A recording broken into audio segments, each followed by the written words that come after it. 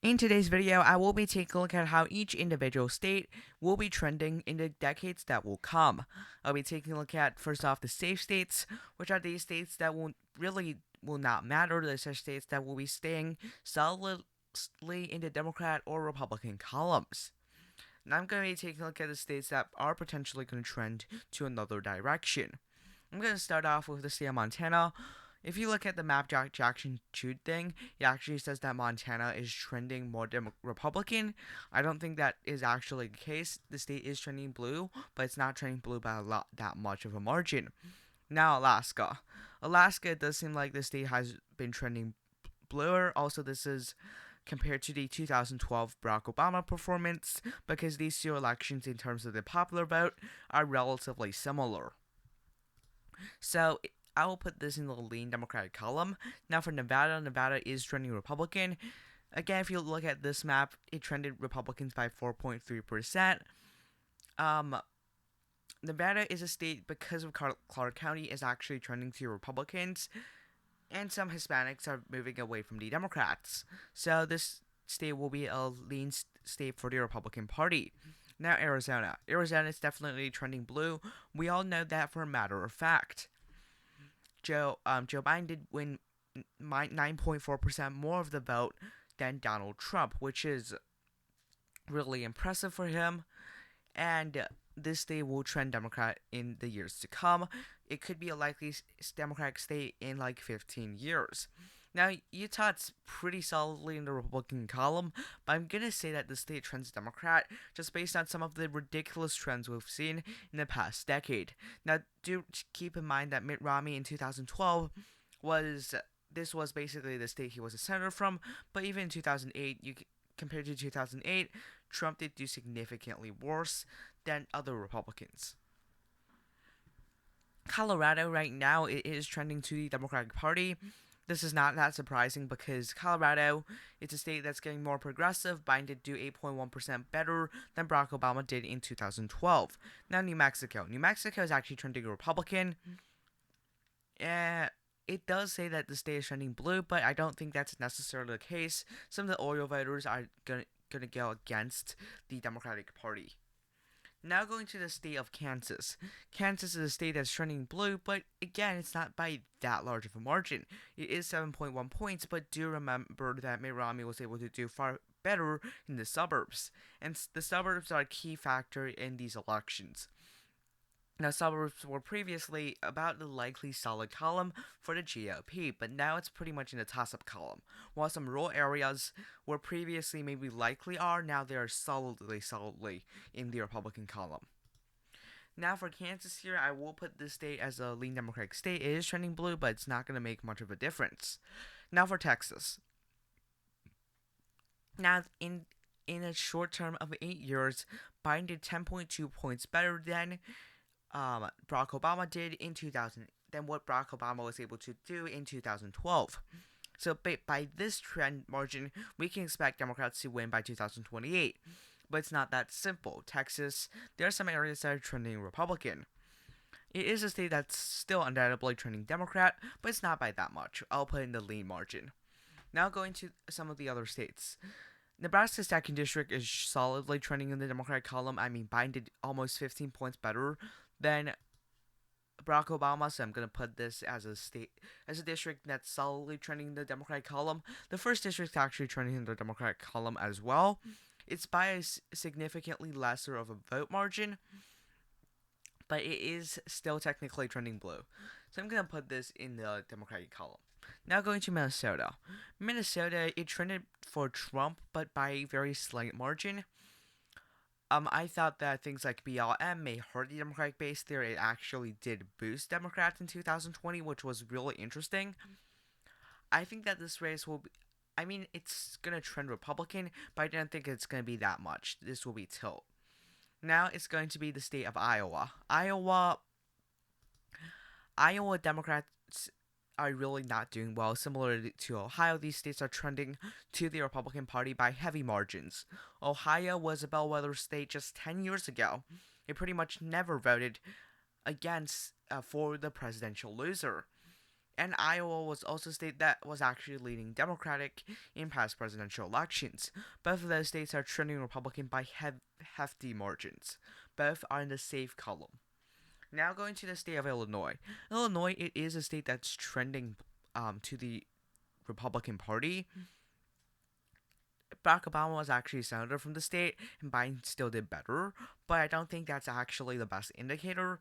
I think that I think he did pretty well there, but just based on the Cook County loss of population, it's losing electoral vote, so I'm just going to have to put this in the Republican column. It's going to be lean. Now to Wisconsin. Wisconsin's definitely trending to the Republican Party. Michigan's also definitely trending to the Republican Party. I mean, in about 20 years, Republicans will pretty much win every single election in Wisconsin and Michigan, so I'm just going to put them in the likely Republican column. Wisconsin, I'm going to consider putting in the safe column, Michigan likely. So, previously, in many of the southern states and western states, it looked very good for Democrats. Now it's beginning to look a little bit better for Republicans.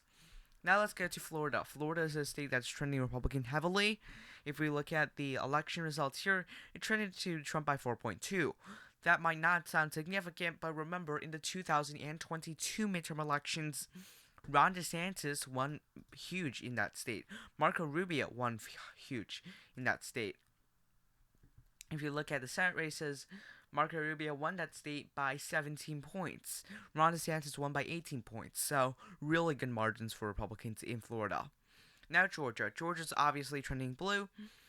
It's a 8.1% trend for Joe Biden, despite Barack Obama being the first African-American president ever in the United States.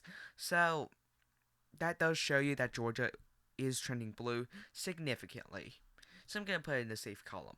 Now, South Carolina. South Carolina actually trended for Trump, but do, again, keep in mind that Barack Obama was the first ever African-American president. And even when you compare it to 2008, it barely trended Republican. So I'm going to have to put it in the lean Democratic column. North Carolina. North Carolina is trending blue a little bit, but it's really hard. This is a state that's barely trending. If we look at 2008, where Obama did win the state, it trended Trump. If we look at 2012, a relatively similar year to 2020, it trended Biden. So this is really hard. It's a very much stagnant state. I'll just put it in the Democratic column because it does look like Democrats are actually gaining a little bit of ground there, but it's pretty close. Virginia, I'm going to put this in the safe Democratic column. I think it's pretty reasonable to do so because Democrats are really doing much better in the Virginia suburbs. Now going to the New England areas, where things really get interesting. If we look at Pennsylvania, which I haven't covered yet, this is a state that's trending red. It's not trending red by as much as a state like Wisconsin, Iowa, and Ohio. It's really not, but it is a state that's trending Republican. It's not by as much. Michigan was 6.7, Wisconsin was 6.3, Pennsylvania was 4.2. But do keep in mind that this was Biden's home state, and yet he still did lose ground. So in Pennsylvania, it is also losing population. At least it's not gaining population like the rest of America. So this is a state that I think will trend to the Republican Party. Now let's go to New England. First off, Delaware. Delaware is probably trending Republican.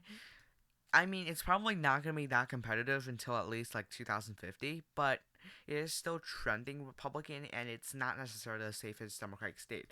New Jersey, similar story here. This is actually a state that is trending to the Republican Party. It is, if you just look at this is not that much. But if you look at the long-term trend, potentially, you can see that this state is actually trending to the Republican Party. It's not by that much, again. Now, New York, in 2020, Democrats lost significant ground there.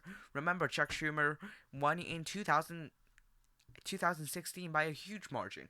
2010 by a huge margin. He won in New York by 13 points. Now, that was largely thanks to Kathy Hochul, who only won her race by 5%. However, this is still not great for the Republican Party. For the Democratic Party, this is still not great. Republicans could actually win New York someday. But someday it's probably going to be in the 2050s yet again. Now for Connecticut. Connecticut, it's still, I'd say, trending Republican. New England is just losing population. That is a problem for Democrats. So I'm going to put it in the Republican column. Similar problem in Rhode Island. Democrats are losing actually a ton of voters. Rhode Island almost lost another congressional district, making it a sole congressional district state. Now, if we look at New Hampshire, it's not really that easy to tell. It's in the New England belt, but it's actually trending blue in recent elections. So I'm going to put it in the total Democratic column. Now for the state of Maine. Maine at large, I'm going to get to later.